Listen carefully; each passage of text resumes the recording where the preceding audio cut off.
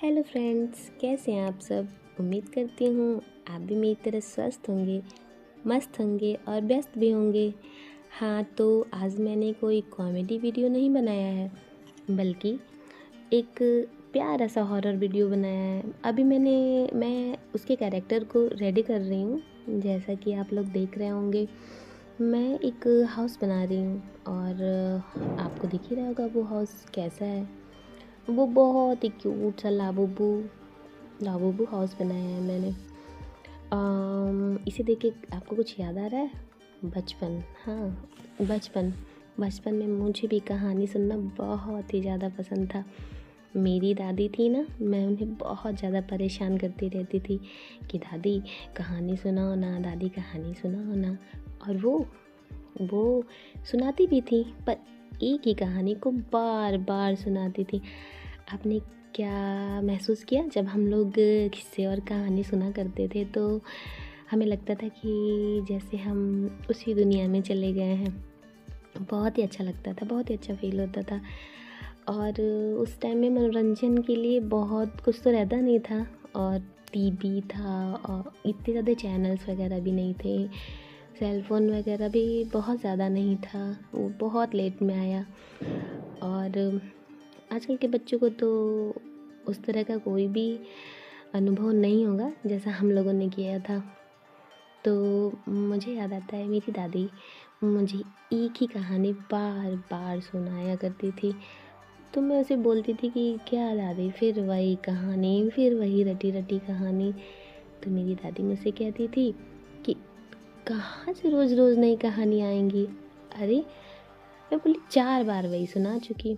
मेरे घर के बगल में नहीं, पीछे एक यादव अंकल थे, उनके वहाँ एक और बूढ़ी दादी थी। वो मुझे बहुत ही ज़्यादा पसंद थी। वो बहुत ही ज़्यादा एज की थी, 100 तो होंगी ही होंगी मुझे बचपन में जैसा कि याद है।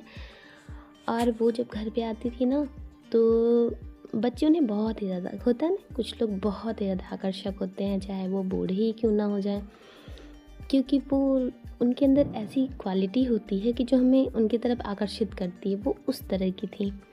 जब भी वो मेरे घर आया करती थी ठंडियों के टाइम में, जब सर्दियाँ आती थी या फिर सर्दी बहुत ज़्यादा होती थी, उस टाइम पे आपको पता है हम लोग आग जलाया करते थे।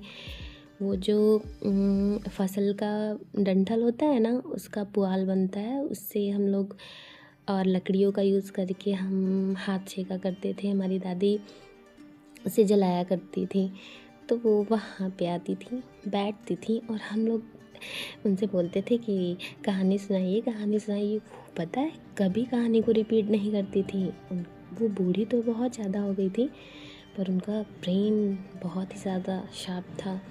वो हमें नई नई कहानियाँ सुनाती थी, और दिन में कम से कम 2 बार तो वो आती थी, एक शाम में, एक सुबह में।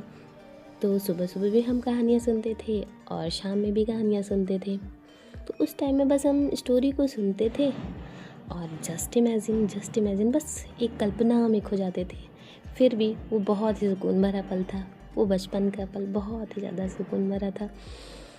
तो मैंने क्या, मुझे तो कहानी बहुत ही ज़्यादा तभी भी पसंद थी और अभी भी पसंद है। आज भी मेरी बच्ची मुझे कहानी कभी कभी इधर उधर की बातें घुमा फिरा के बना के सुनाती है, तो मुझे बहुत अच्छा लगता है। और मैं खुद भी पहले तो मैं जब वीडियो नहीं बनाया करती थी, तो मैं उसे कुछ ना कुछ बना बना के न्यू स्टोरी रोज़, उसे एक आदत सी बन गई थी। और स्टोरी मैं केवल उसे इसलिए नहीं सुनाया करती थी कि मनोरंजन के लिए, मैं ना कुछ उसमें ऐसे चीज़ों को भी ऐड करती थी कि ताकि वो उसे सीखे।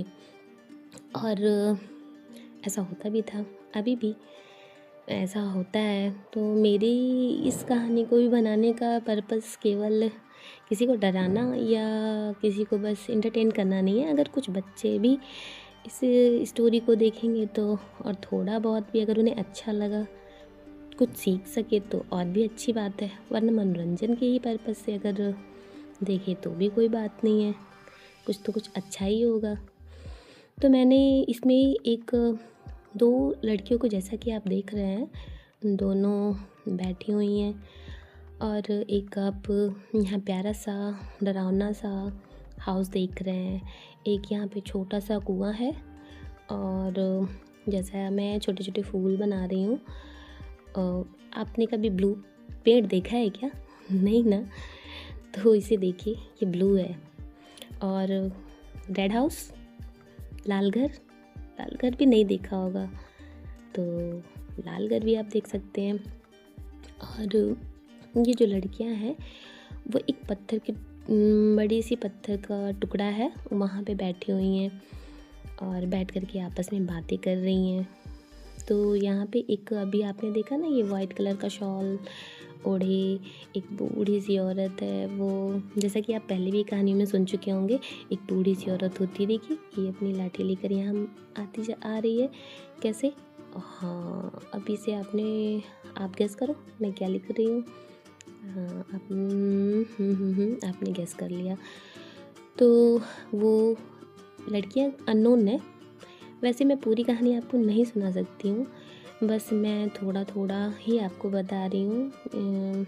ये लड़कियाँ आपस में बातें करेंगी। ये जो बूढ़ी अम्मा आई हैं वो इन्हें बताएंगी कि वो कहाँ हैं और उन्हें क्या यहाँ आना चाहिए, नहीं आना चाहिए।